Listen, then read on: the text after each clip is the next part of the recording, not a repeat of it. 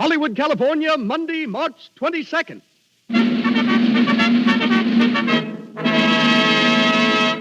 The Lux Radio Theatre presents Fredric March and Florence Eldridge in Death Takes a Holiday with Kay Johnson, Arthur Byron, and Gene Lockhart.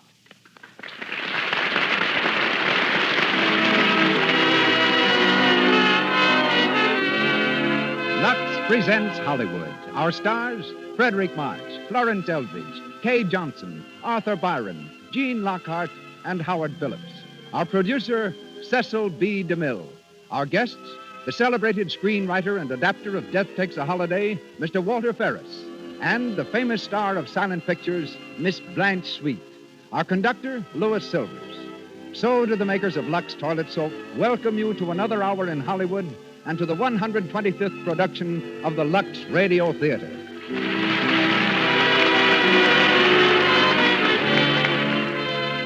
Now, a word to the ladies in our audience. If there's a man in the room with you now, your husband, your brother, your sweetheart, what is he thinking about your complexion? Is it so smooth, so fresh and clear that he's bound to be admiring? If you're not quite sure, better begin today to use Lux Toilet Soap, the soap with active lather.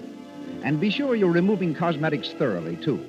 Use Lux Toilet Soap regularly before you put on fresh makeup. Always before you go to bed.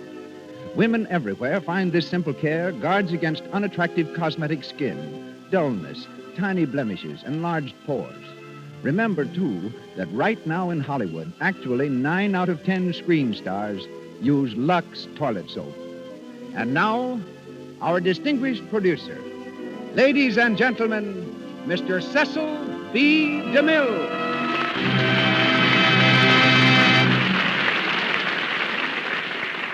Greetings from Hollywood, ladies and gentlemen. Throughout the thunderous years of the World War, an Italian soldier named Alberto Casella heard the command to die. It was blasted in his ears by screaming shrapnel, whispered by gases that crept into shattered outposts, sung by the fatal choirs of machine guns, until death and Alberto Casella became bosom companions. Yet the soldier survived. Inspired by his grim associate of the trenches, he wrote the tender fantasy from which tonight's play, Death Takes a Holiday, was adapted. Casella's regard of death as an almost physical being, not cruel, but wise beyond understanding, may be interpreted in the lines he once wrote to a friend. Speaking of death, he said, occasionally we felt His Highness was on a vacation. Many a time he willfully overlooked a comrade, later coming back to escort someone else out of a tired, bleeding world. Death often seemed human to me. Originally produced in Italy, the adaptation of Death Takes a Holiday met with great success on stage and screen. The leading role tonight, as in the film version, is played by one of the most discerning and believable performers it has been my pleasure to direct, Fredric March, who starred for me in Sign of the Cross. Freddie's presence here tonight can be traced to an attack of appendicitis, which sent him to the hospital from his desk in a New York bank. While recuperating, he decided to leave finance and turn actor. Playing in Denver, he met and married Miss Florence Eldridge, who is again this evening his leading lady. Hollywood has also brought new honors to Miss Eldridge. Featured in many films, we remember her best for her splendid performance as Queen Elizabeth in Mary of Scotland. And hear her tonight in the part of Grazia. Our Madam Alda is Kay Johnson, whom I saw on the stage in The Silver Cord and brought to Hollywood to play the leads in Dynamite and Madam Satan. Before I could engage her for a third film, director John Cromwell made an engagement I could not interfere with. He married her. Arthur Byron, recently on the stage with Catherine Hepburn, with Catherine Cornell in St. Joan, and with John Gielgud in Hamlet, is heard tonight as Duke Lambert, Gene Lockhart as the Baron, and Howard Phillips as Corrado. Behind the wings of the stage, our stars have left their dressing rooms. The call boy is shouting curtain time, and the Lux Radio Theatre presents Fredric March and Florence Eldridge in the romantic fantasy, Death Takes a Holiday, featuring Kay Johnson and Arthur Byron.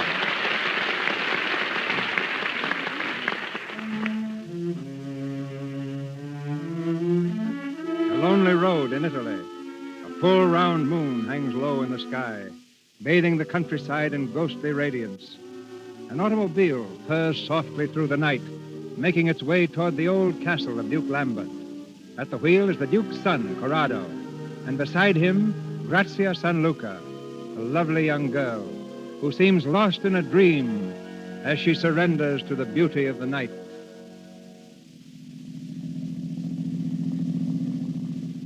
You haven't heard a word I've said, Grazia. What? You haven't been listening to me. Yes, I have. Really, Corrado. It's just this night. It's so beautiful. I asked you when we were to be married. I know, dear. And I told you. Yes, you told me soon. You can't expect me to be satisfied with that. I love you too much, far too much. And soon so easily becomes never. Please, let's not talk about it now. Well, why not? I don't know. It wasn't meant for talking this night. There's something miraculous in the air. Haven't you felt it? Like an old story you can't quite believe. And the strangest shadow is following us. A shadow? You're imagining things. It's been behind us all the way. It's the shadow of a tree, perhaps. It isn't a tree. Maybe it's a cloud across the moon. There are no clouds. And it is a shadow. Sometimes it's close by. Sometimes we almost lose it. Very well, then. We lose it. Watch. Oh, yes, go fast, Corrado. How's this? Faster, faster. Like it? Oh, it's glorious to go fast. It feels like wings. We are almost flying at this speed. The car won't do much more than... Grazia! Corrado! I can't see the road. Get down! Get down!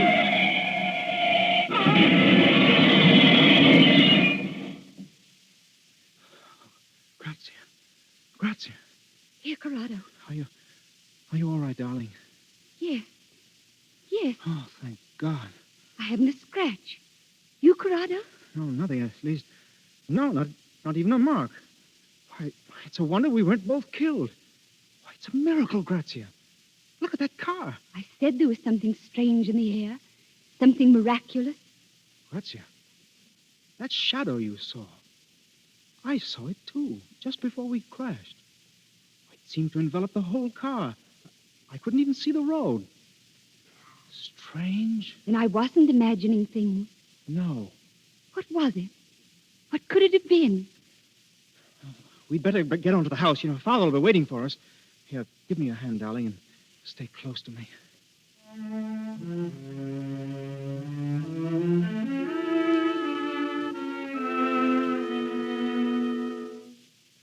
And that was it, Father. We seemed to turn over and over endlessly. I'm sorry about the car, sir. Never mind the car. I'm thankful that you both weren't killed. You're sure you're both all right? No, we haven't a scratch between us, Mother. Perhaps you'd better go and lie down, Grazia. Thank you, but it's not necessary. It's a lucky night for all of us, it seems. We had a rather narrow escape ourselves this evening. Who, Father? The Baron Cesaria, Madame Alda, and myself. We were driving home from the village, and we ran into a street vendor's cart. We were traveling rather fast at the time. Must have carried the cart 50 feet, and the peddler with it. Good Lord, Father, he wasn't... No, luckily. We picked him up, and he seemed to be none the worse for it. It was a relief, I can tell you. The strangest part of it was that none of us even saw the cart. There seemed to be a cloud in front of us. A cloud? Well, not exactly that, perhaps. More like a shadow. Shadow? Well, that's what we saw. What? Yes, just before we crashed. It doesn't seem possible. Do you know, son, I think... Yes, sir? I think the night has been playing tricks with us. And in the future, we'd better have our headlights cleaned more often. It was my fault, Duke Lambert. I asked Corrado to go fast. It felt as if we were flying. Really? Well, Grazia, we think you've been flying long enough. When are you going to fold your wings and become my daughter-in-law? Yes, we were speaking of that tonight. No, I've been trying to persuade Grazia to make it next month. Won't you, dear? I wish I could, but It's only a question of making up your mind, my darling. you know I love you all and want to please you. But don't you see, I'm not ready But why, Grazia? because life is too full. There's a kind of happiness I want to find first if I can. Aren't you happy with me? Oh, yes, dear, but that isn't quite what I mean. I wish I knew how to tell you.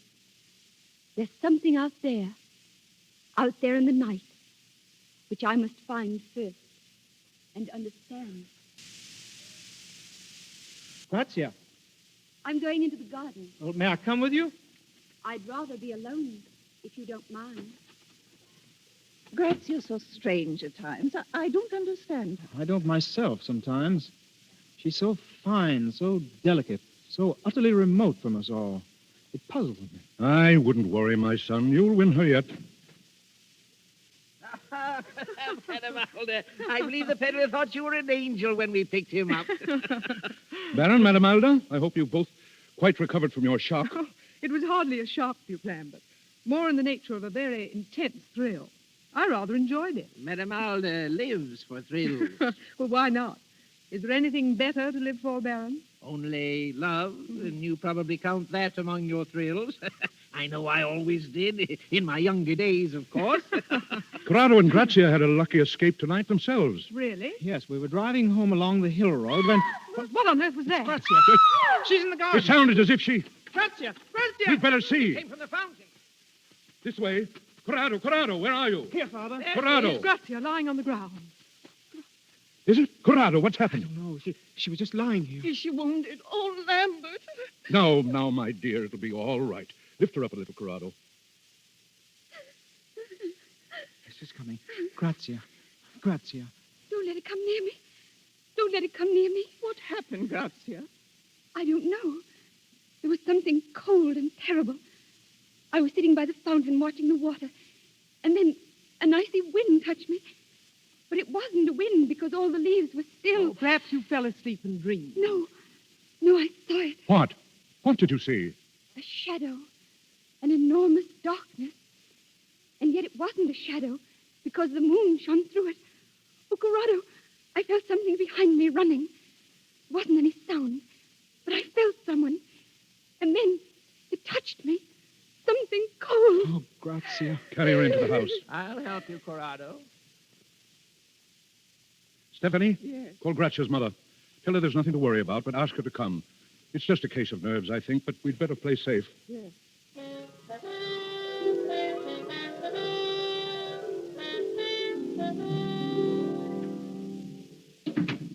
Fidele, have you searched the grounds? Thoroughly, Your Excellency. But we found nothing. Not even a footprint, sir. Oh, there must have been something. I'll have a look myself. Duke Lambert. My revolver is in the desk drawer, Fidele. Give it to me, please. Yes, Your Excellency. Here, sir. Don't tell my wife I've gone out. Don't tell anyone. Very good, sir.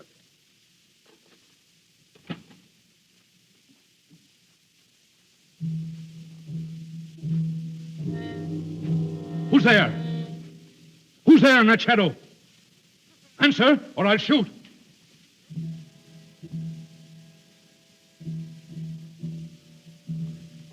It will be quite useless against me. Stand back. You see? Who are you? What are you doing here? Shall I show you my face? Look, my friend. Good God! Who are you? I am not of your world. I am, how shall I describe it? A sort of vagabond of space. I am, or I was, until I came into this garden, death. Death! But please be reassured. I am not on my usual mission tonight. I have already stood beside one of your number tonight without harm. That lovely young girl in the garden. Then it was you. Yes. And on the road I was there too, and no one was harmed. Doesn't that reassure you that I have no fatal intentions? But why did you come here, if not on your usual mission? Why? That may be rather difficult to explain. However, I am about to take a holiday. I shall take only 3 days, and after that I must go back. But why? Why do you do this? For a number of reasons. For one thing, to discover why men fear me as they do. Don't you know? How should I know? What could terror mean to me who have nothing to fear? Can you conceive how weary I am of always being misunderstood? Can you conceive how lonely I am when there is nothing that does not shun me? What is it you are seeking? There must be something here on earth to be known and felt. Something desirable that makes men fear me and cling to their life.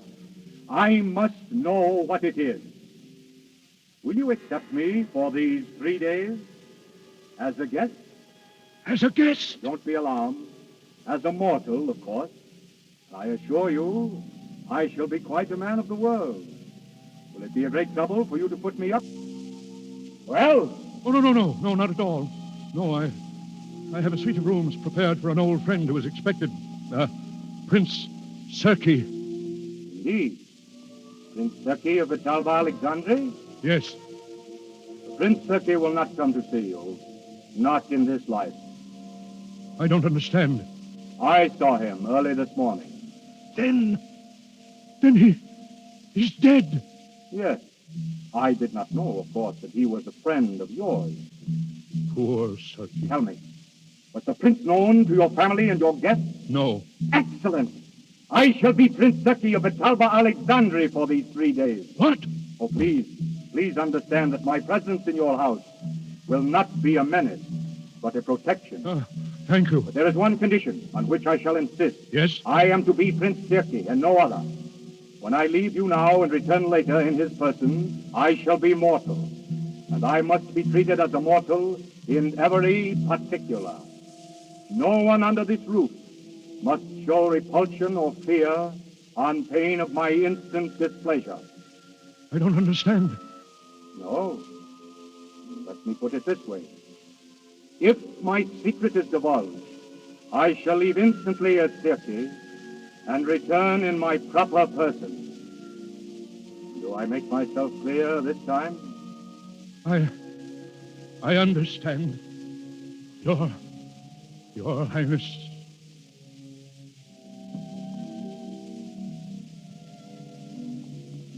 So at last, I am to become mortal. Change my whole person so none will fear me. I shall feel blood in my veins, the warm blood of life. I shall know what you know and feel what you feel. My hunger shall be appeased for an hour. My hunger that is as old as time. And those that I love need not be afraid. Not afraid. I am beside myself. My holiday is just caprice, a mad joke I play with life. But what a monstrous, what a sublime joke. And you, my friend, will be distinguished among hosts. For none has entertained death before and lived. You may expect me soon.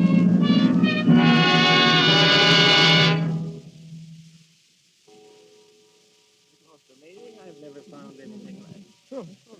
But why at this hour? Unusual, but interesting, Baron. My husband asked especially to see everyone in the library. I don't know why. Ah, here he is. Well, Lambert? I'm sorry to arouse you at this hour, my friends. It's important, believe me. Lambert, Grazia's mother is here. Ah, Maria. I'm glad to see you. I was so worried about Grazia when I heard. She'll be all right. Have you seen her? She's upstairs resting. It isn't necessary for her to be here now, is it? Why, no, my dear. Well, Lambert? My friends, I have received a message tonight from Prince Serki. Oh, so he's coming at last. Yes, he's coming. I want to tell you all something very seriously. This guest whom we're expecting is no ordinary person. Now, if he should appear eccentric or strange in any way, you must take no notice. Treat him as a prince and a gentleman always. And above all, you must not be afraid. But Lambert, I don't understand. And no matter what happens, you must never shun him or protest or run. It wouldn't do any good if you did. You can't run from... From what, Lambert? Nothing. I didn't mean... Well, Fedele? His Highness, Prince Serki. Serki. Welcome, Your Highness, to our villa. Thank you, my dear Duke. I am so happy to be here. We're more than honored. May I present my wife, Prince Serki? Your Highness is most welcome. Thank you. I have rarely been so charmingly received. And now, may I present my guests? It will be a pleasure. Madame Alda. How do you do, Prince Serki? May I say I had not realized that the women of your country were so beautiful. Your Highness is most kind. I wish that we might never meet when you are less beautiful, and I must be less kind. The Princess Maria, Prince Sergei. Your Highness. Your Highness. The Baron Caesarea, sir. A statesman who was once important in the affairs of the world, who now looks back on a long and interesting life. I am delighted to meet the Baron, at the last. And I to meet you, Your Highness. Considering your distinction and your age, it is surprising that fate has not introduced us before. Your Highness, my son Corrado. Yes. The son who drives his car so furiously. I beg your pardon, sir? My friend, please, permit me to call you my friend. Your Highness. Please, make no change in your plans because of my sudden appearance. I should like to join in your pleasures, if I may, and enjoy the hours with you. I beg you not to make a stranger of me. Your rooms are ready, Your Highness. My room? Yes, at your pleasure. Oh, then if you will forgive me, I think I will go now. I have not slept for ages, and I feel curiously tired. Mother, Grazie. I couldn't sleep, you clown, but I was too restless. This is a guest I have not had the pleasure of meeting. Oh, Grazie. This is Prince Sergei, the Princess Maria's daughter, Your Highness. how do you do, Your Highness? How do you do? We have not met before, Your Highness? Perhaps. For a few fleeting moments. Yes. Yes, that is how it seems.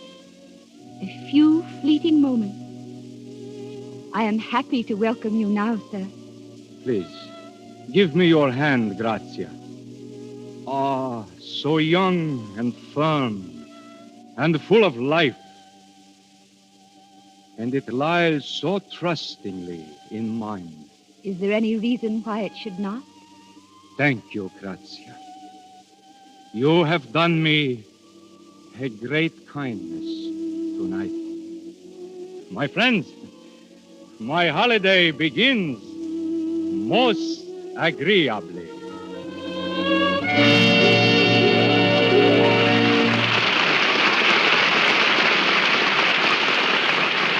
Before we go on with the Lux Radio Theatre presentation of Death Takes a Holiday, starring Fredric March and Florence Eldridge, we're going to let you in on a Hollywood beauty secret.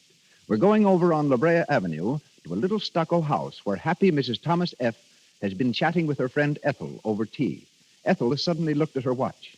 Marion, I had no idea it was so late. It's 6:15. Gosh, I haven't left you any time at all to rest. Oh, don't be silly. I loved having you. I have plenty of time to get dressed before Tom gets home. My bath only takes 2 shakes, and it always rests me. I'll feel like a million. And Tom will think you look it, too. We always talk about the way you keep Tom so adoring. Oh, so long, Marion. So long, dear. Call me if you're home tonight. Marion keeps Tom in love with her because she knows this secret. One thing a man adores in any woman is skin that's sweet. That's why Marion is devoted to Hollywood's beauty bath. Lux Toilet Soap's active lather removes perspiration, every last trace of dust and dirt from the pores. Its delicate, expensive fragrance lingers. After her Lux Toilet Soap beauty bath, Tom's sure to greet his wife like this. Hello, darling. How's my girl? Gee, you look so swell. I think I ought to take you out. How about it? We could go anywhere, and I wouldn't find another girl that's half as sweet. Why don't you protect daintiness? Keep romance the Lux Toilet Soap way.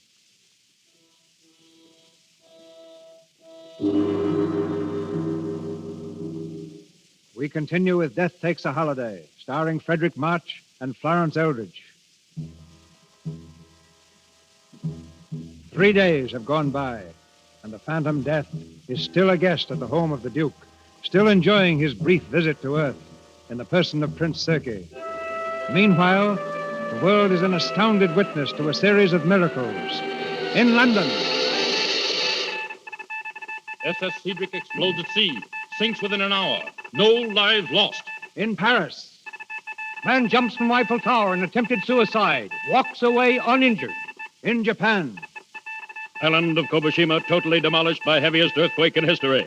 All residents are safe.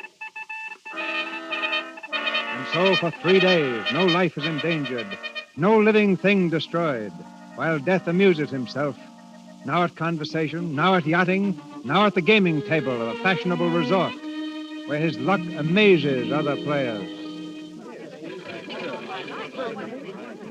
It's unbelievable. He's doubled 7 times on the 6th. If he's right once more, you'll own the casino. You mustn't double again, Your Highness. No, Baron. Should I not? You'll lose all you've won. Madame Alda, shall I or shall I not? Yes, play it. I think the world is all yours to do with as you choose. Your Highness? Yes, croupier? I'm very sorry, but it's against the rules of the house to double a game. Oh, but look here, you make it necessary for me to take a great deal of this metal away with me. I'm sorry, Your Highness. Very well, but I have no use for it. Here. You divide it, please, among those who need it. Baron, shall we go out on the balcony? Delighted. A magnificent gesture, Your Highness. Magnificent. You make life exciting again. I felt 20 years younger ever since you arrived.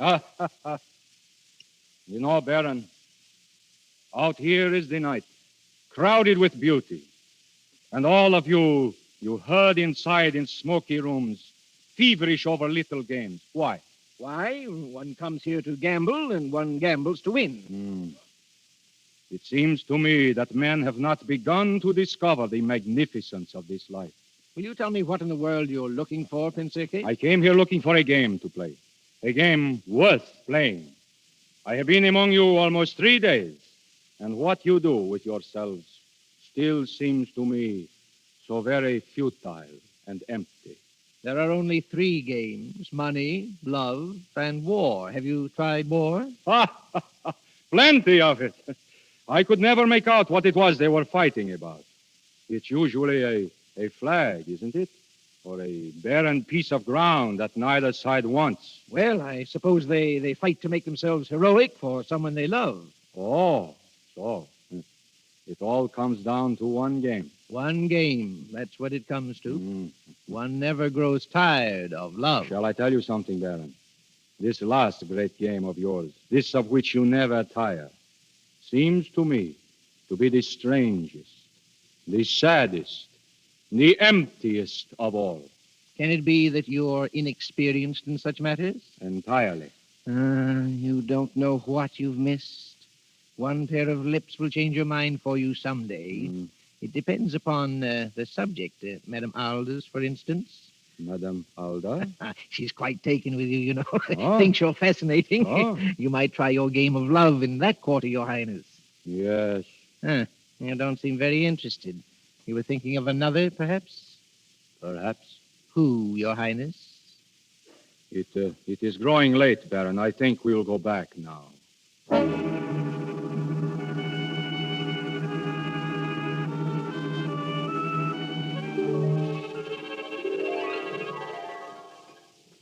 Lambert, I must know what all this mystery is about. Mystery, Maria? I felt it too, Father. I don't know what it is, but you seem afraid of something. My dear boy, please. Lambert, who is this guest of yours? He is Prince Serki. I feel that you are concealing something. Maria. And Grazia has been very strange these past 3 days. Restless, almost exalted. I think she is attracted to this man. I've seen it, too. And Madame Alda. No, they couldn't be. Why? I mean, nothing could come of it. He wouldn't encourage them. And Maria, it's his last evening. He goes at midnight. Why at midnight? That's his natural, that is... Oh, it's a whim of his, just a whim, nothing more. Your Excellency. Yes, Fedele? You asked to be informed as soon as Prince Serki returned from the casino. Oh, yes. He's in the library, Your Excellency. Very well. You'll excuse me, Maria? Of course. Thank you.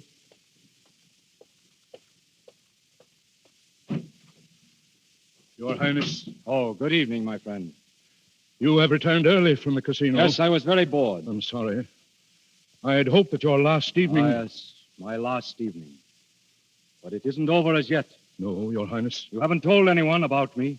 None of your guests know my real identity. No one knows, Your Highness. Good. I wish that reserve kept without fail. I shall be in the garden for a while now. There's very little time left.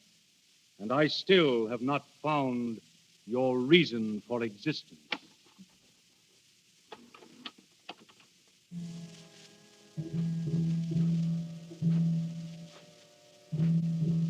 Good evening, Your Highness. Ah, Madame Alda, good evening. You're all by yourself? Yes. I felt that you would be out here. I've been waiting for you. Many people do, but none quite so cheerfully. Aren't you afraid? Of you? Well, perhaps I am a little. But my interest is far greater than my fear. Oh, I am glad. But if you knew...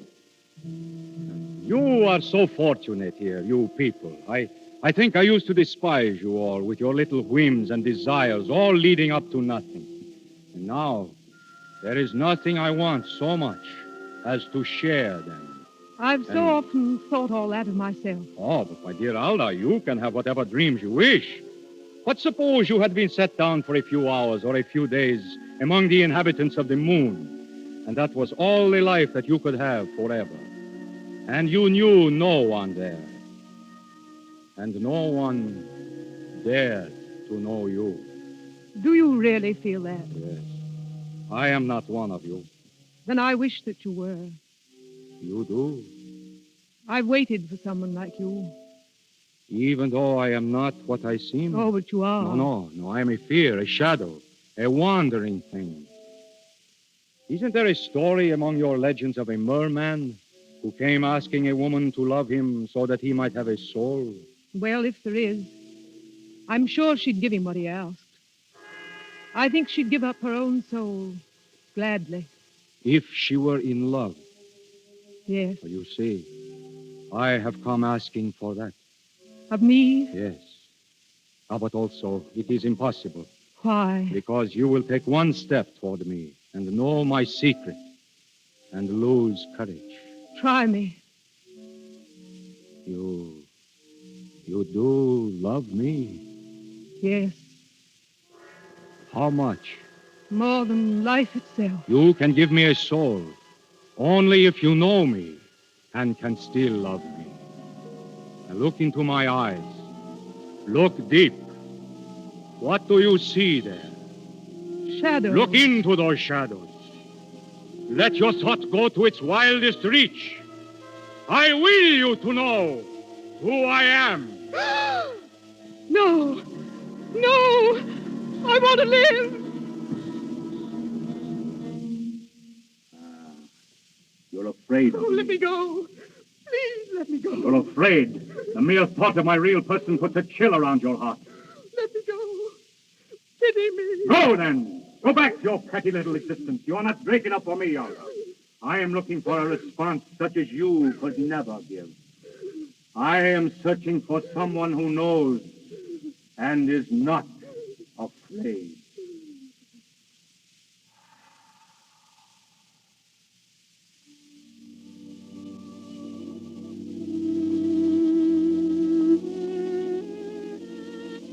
It's such a lovely night, Your Highness. You? The very serene and lovely princess. You do me too much honor, Your Highness. I'm not really a princess, you know. Let me call you so.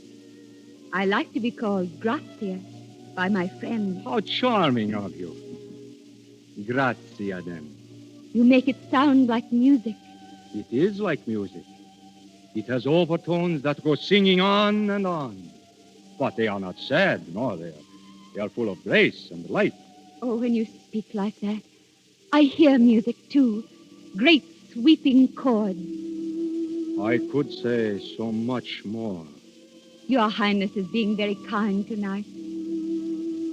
I wonder if I am being kind. Perhaps I should have said gracious. No, not gracious either.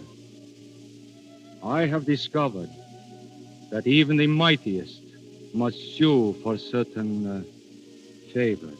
I should think Your Highness would never need to sue. On the contrary, I am feeling strangely humble for the first time in my life.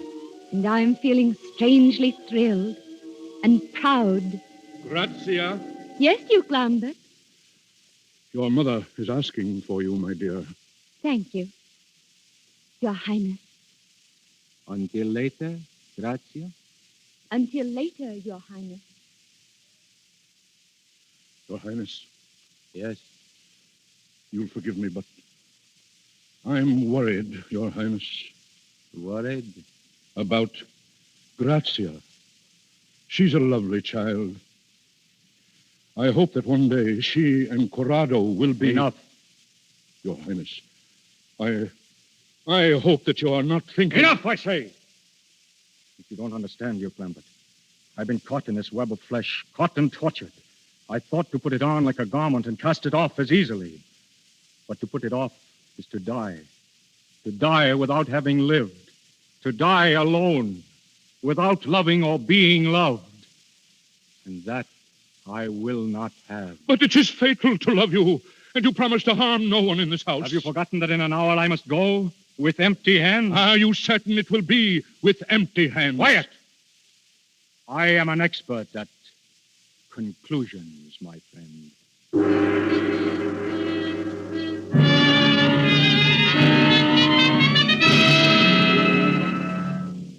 Grazia!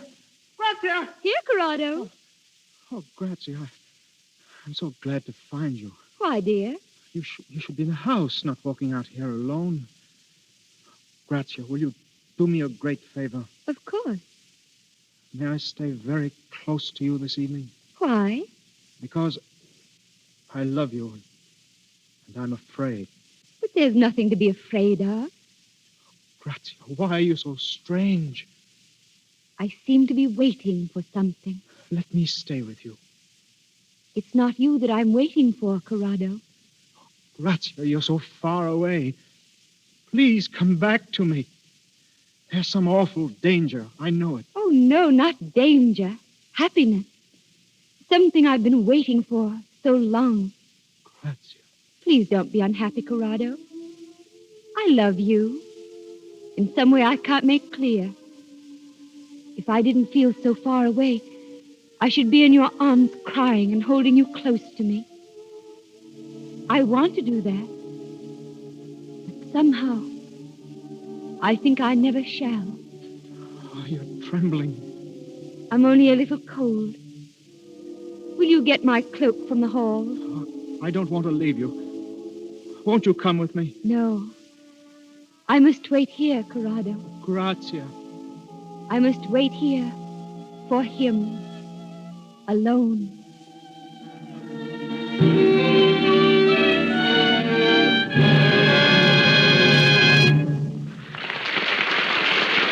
We pause for station identification. This is the Columbia Broadcasting System.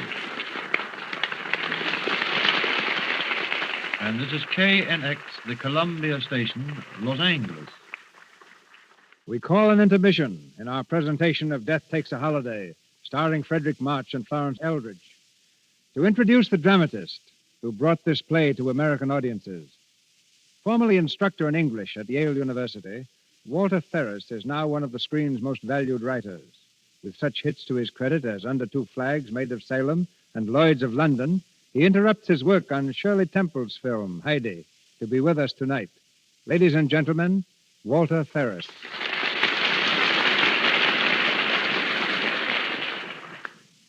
Thank you, Mr. DeMille. There are no doubt people in our audience who think me morbid for having dealt with this subject, but my intention was anything but morbid. Mr. Casella's brilliant and compelling conception of death on a holiday suggested all sorts of fascinating ideas to me. One was this. I thought if I were to treat death as a fellow who couldn't understand why people were afraid of him, since his job was only to escort them from one world to another, that those who saw the play might cheer up a little. I thought they might go out of the theater stepping a few inches higher than when they came in, which was what Mr. DeMille and David Belasco achieved with their fantasy on death, The Return of Peter Grimm. That, to my mind, is what every play or motion picture should make an audience do, step a little higher, whether the theme is comedy or tragedy. The adaptation of Mr. Casella's play must have been a very difficult task. It was. Adrienne Morrison, the mother of Joan and Constance Bennett, asked me to do it. At first, I refused. But then the theme haunted me so that I finally accepted and spent nearly 2 years in writing the play you are presenting tonight. And 4 actresses found their way to fame through the part of Grazia: Rose Hobart, Helen Vinson, Margaret Sullivan, and Katharine Hepburn. But how did you happen to turn playwright? By playing hide and seek with death myself, really.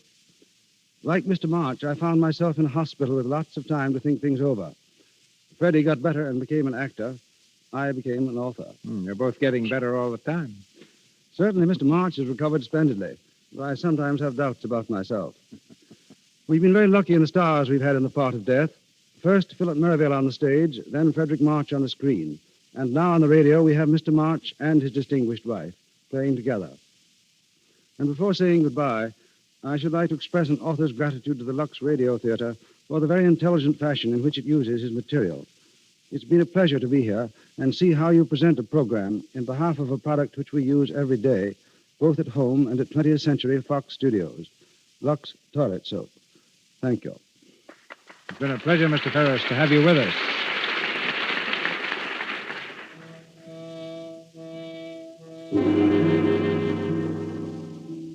Death Takes a Holiday, starring Fredric March and Florence Eldridge.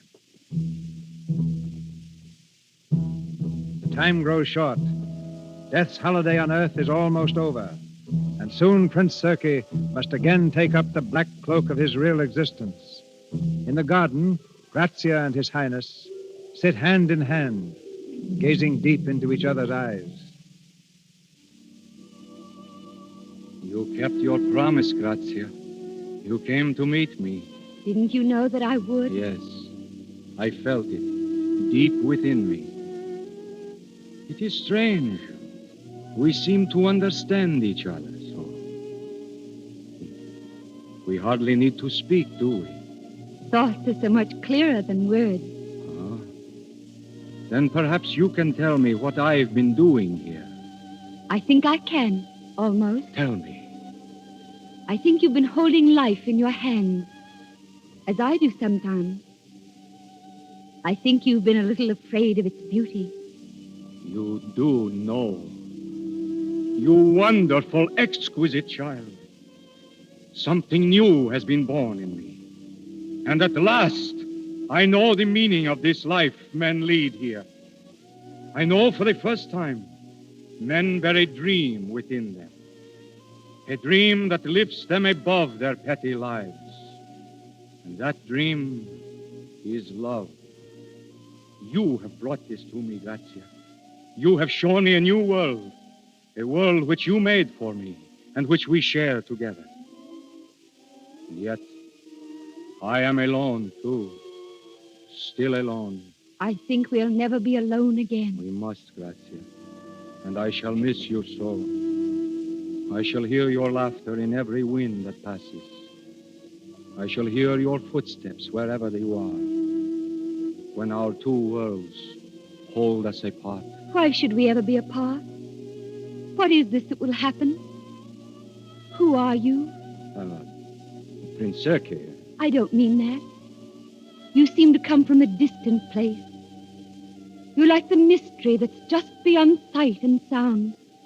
Always just beyond my reach. Something that draws and frightens me. Oh, Grazia, please, do not be afraid of me. I am Circe who loves you more than any man could love you. I am Circe who needs your warmth and your beauty more than any man could need them. Listen to me, Grazia. I am a great power, and I am humble before you. And tonight, I must go back to my distant kingdom. Will you take me with you? Take you? I should be unhappy alone. Take you? Oh, no, not. Do not tempt me. Oh, but Grazia, please. Give me 1 hour with you. Let me hold you close to me. For you are the meaning of beauty that I must know. Let me hold you in my arms, Grazia, and know that I have lived. Oh, my love. My love. What is that? Only the chimes of the hall clock. It's striking the 3/4 hour. 3/4 hour? Oh, then soon it will be midnight. Midnight. I tell you, Father, she's slipping away from me, away from all of us. Corrado, please. Maria. She's out there in the garden with him now. He has some strange power over her. We must save her from him. We can do nothing. Stand there and say that. We must do something. We can go out there together and take him by the throat. If we could, should I be standing here? Grazia is in no danger.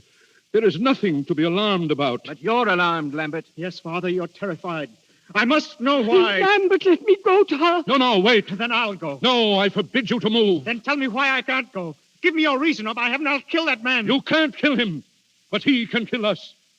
If he but points out his hand, all of us... Who is this prince? You don't know what you're asking. I don't care. I only know that Grazia is in danger. Very well. I'll tell you. He said if I reveal his secret, he will leave instantly as Serki and return as...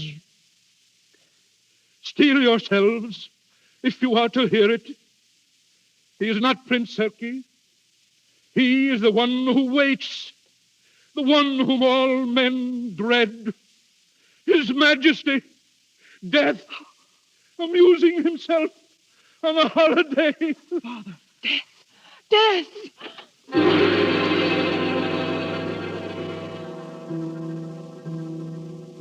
So, my friend, you have broken your promise. Yes, I was desperate, sir. It's my son's life against my promise. I had no choice. I am not used to these distinctions. I thought we should part as friends with kindly remembrances. But now my shadow has come between us. Not already. No, I am immortal still for a few minutes. No longer as Prince Serki, but as myself with my own feelings. In a few moments I shall be what I was. And for me, too, there will be an end.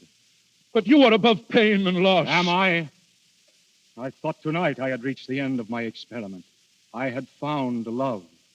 But it was not the end. Beyond that, I have found the pain of losing love. If I must lose it. But it must be lost to you. Why? Because you are... Death! My dear Duke, thank you for defining the problem. Your Highness, won't you give her back to me? It's your pain against mine. Why should I deny myself because of your childish fear? You know nothing of the meaning of death. I tell you there is no death, only a life beyond. A richer, simpler life than yours, and infinitely more kind. But she is so young to die. Go with me now in love would be triumph, not death, as it is known to you. Oh, in God's name, Give please! her back to me! Give her back to me! One lover must always lose, Corrado. But not like this, not with death. There are worlds between us, and I cannot reach your minds. Why do men fear my coming? Death. Death is but a word that you've been taught to fear, a symbol of the unknown. And because of that word, you keep her from me. I would only lead her through the gateway to the life that lies beyond. Your Highness, we are not answered. Are we to keep Grazia? Is she yours even now? But she doesn't know who you are. Now, if she knew, what would she choose? Yes, you're right. Even Grazia was born to fear the face of death. She would die with me now as Serki. But as death, I cannot tell her. You gave me your word. You think me bound by that? I do. An honorable man would be bound. Because I assumed your flesh, must I assume your weakness? Then pity our weakness. I've seen pity struggling in you. We beg the life of Grazia. I bound myself to life, and with it to the petty rules by which it is lived. And now I must bow to it. What a monstrous comedy. Where is he going? To fetch Grazia. Oh, what will he do? What will he do? We must wait, Maria.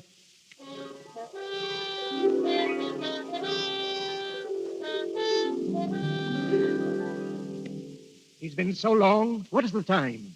4 minutes to the hour. 4 minutes. Shh, Maria. Your Highness. She is coming in. You'll give her back to us? No. It is for her to choose. Your Highness. Come here, Grazia. Oh, Grazia, darling, I've been so frightened. Grazia, don't run away like that again. Not in the night. But I was quite safe with Prince Serki, Mother. I love to be with him. I must stay with him always. Grazia. He's kind, Mother, and more tender than anyone I've ever known. Even more tender than you. Don't, Grazia, you don't know what you're saying. Why are you all so strange? Why are you suffering so? I found my love. There ought to be lights and music. Save her. Oh, please save her. Tell her what you will. What is there to tell? Do you think there's anything I don't understand? I love His Highness, and I must go with him. Your Highness, you must tell her. Say what you like. It will make no difference. It's nearly 12, Your Highness. Yes, I know, Grazia. Grazia, I came to this house in jest and made love to you as a jest. You're trying to destroy my love because they wish it. It was not a jest. Grazia, listen. You must stay here with those who love you. I am going far away to a distant country. If you went with me now, you could never see them again. Why must you say these things to me? They can make no difference. But you don't understand. My holiday is over. I am going at once. I'm ready. No, you can't come with me. Yes, I can. Shall we go now? But you don't know who I am. You are my love. My love. You heard her, all of you? You wish me to speak and destroy this happiness? You must. Oh, Grazia. Grazia, my little love. Please. It was not a jest. But I must go, dear. Alone. Oh, no. Goodbye, my friends. Remember that there is only a moment of shadow between your life and mine. And when I call, come bravely through that shadow, and you will find me only your familiar friend.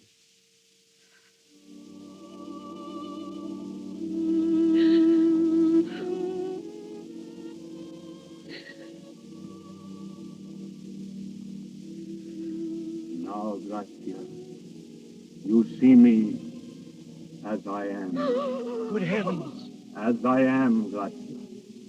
As death. That is why I must go alone.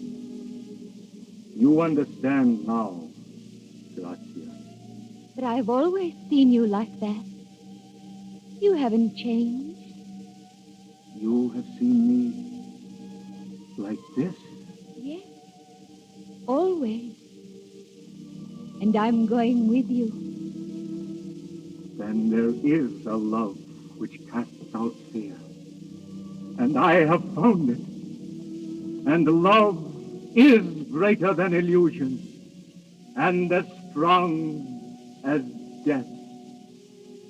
Come, Grazia. Yes. I'm here. Yes.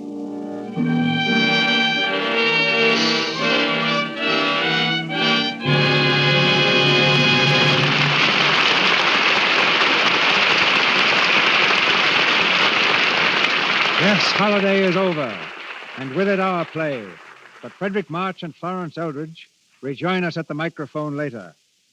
Along with the Gish and Talmadge sisters, Mary Pickford and Marguerite Clark, Blanche Sweet will always be remembered among Hollywood's favorite stars of the silent screen. Discovered by D.W. Griffith, Blanche was in no small measure responsible for the box office competition he constantly gave me. I thought the best way to remove the competition was to acquire the star, which I did. 1,000,000 miles of film have run through Hollywood's cameras since then. But as I welcome her tonight, I see the same charming Blanche with the lovely blue eyes, who brought to silent pictures the eloquence of a great performer. Ladies and gentlemen, Miss Blanche Sweet.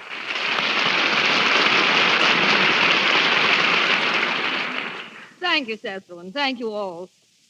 Rather amazing, isn't it, to think back to what pictures were like when you and I began, long before we ever dreamed of speaking to each other with a microphone between us. You know, I was just 13 when I made my film debut with the old Edison Company back in New York. My salary was the staggering sum of $3 a day.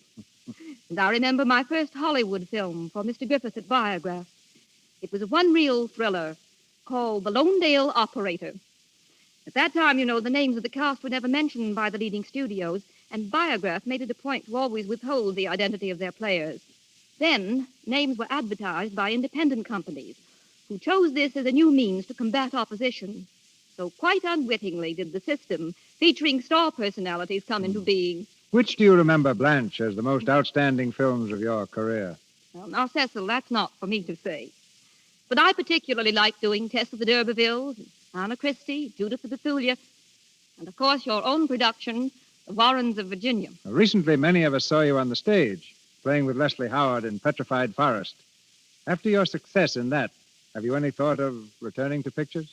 Well, I'm due back in New York this spring for a play. I leave next month and expect to go into rehearsal soon after. I'll miss listening to your program, Cecil, when I'm in the theater. But I assure you, I don't have to be reminded to keep on using Lux toilet soap. Mm-hmm. I hope I'm not a fussy individual, but I am particular about what I use for my complexion. I've used Lux toilet soap for many years, and I'm glad to have this opportunity of saying what a marvelous beauty care it is. Now, thank you again. Goodbye. Sweet, isn't she? Patience, as Disraeli once remarked, is a necessary ingredient of genius. And in calling back our leading man to the microphone with Miss Eldridge, I call back the most patient man I know. Forward, March. Ladies and gentlemen, Mr. and Mrs. Fredric March. Thank you.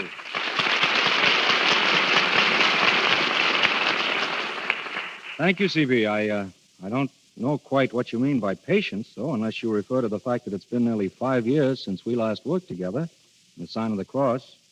But to have been in another DeMille production tonight has been worth all the patience in the world. Thanks, Freddie, but I referred particularly was the patient you exhibited in the Sign of the Cross. You mean the time you fed my husband to the lions, Mr. DeMille? I think I deserve the medal for patience, not Freddie. This scene, Florence, was just before he was served to the lions. A jailer was supposed to enter with the simple speech, "Forgive me, but we must proceed. The Emperor is waiting, Excellence." Oh, I remember that, yes. And the jailer was so terribly scared that he just couldn't say the word excellence. Every time he'd ruin the scene by saying Your Majesty or Your Highness or Your Lordship. And what happened? As I remember, after wasting hours, we went to lunch, and while Mr. DeMille dug up another jailer. This new actor looked the part, and he caught his cue perfectly. He glared at us fiercely, and he declared, "Forgive me, but we must proceed. The Emperor is waiting, Excellency." When I heard that lisp, they had to keep me from throwing that jailer instead of Freddie to the lions. Weren't you just a little bit frightened, Freddie, playing the lion scene? Not a bit, my darling. You see, I had just found out that those lions didn't like ham. Freddie tells me, Florence, that you and he are going back on the stage. Yes. We wanted to wait until our children were a bit older. But now Penny's 4 1/2, and Tony's a little past 3. Time marches on with the marchers. Incidentally, C.B., Penny's a great booster of yours. She told us to be sure to give her love to the man who sells that nice soap. Well, after all, Lux toilet soap has been a standby of the March household for a good many years, Mr. DeMille. Not because just about everybody in Hollywood also seems to prefer it, but because it happens to be just about the finest complexion care we know of. Yes, and now, darling, don't you think it's about time we went home and put the kids to bed? Oh, yes, I do. Goodbye, Mr. DeMille. And to all of you out there, our sincere thanks. Goodbye, all. March goes out like a lion. Mr. March, Miss Eldridge, our thanks. Ladies and gentlemen, this is your announcer, Melville Rowe. There's great news coming from Mr. DeMille in a moment. Mr. March will be next seen in the David O. Selznick Technicolor production, A Star is Born. Mr. DeMille appeared through courtesy of Paramount Studios and Louis Silver's 20th Century Fox, where he was in charge of music for the new film, Seventh Heaven. And now, our producer. Next Monday night, the Lux Radio Theatre brings you George Burns and his pixelated partner of screen and radio, Miss Gracie Allen. The vehicle for these nitwits of the networks is supplied by those sharp-witted satirists, George S. Kaufman and Mark Connolly, and was the first play that brought them fame, Dulce. In addition to Burns and Allen, our cast will include 4 of the original players, Howard Lindsay, Wallace Clark, Elliot Nugent, and Norma Lee. Our sponsors, the makers of Lux Toilet Soap, join me in inviting you to be with us again next Monday night when the Lux Radio Theatre stars George Burns and Gracie Allen in Dulce. This is Cecil B. DeMille saying good night to you from Hollywood. This is the Columbia Broadcasting System.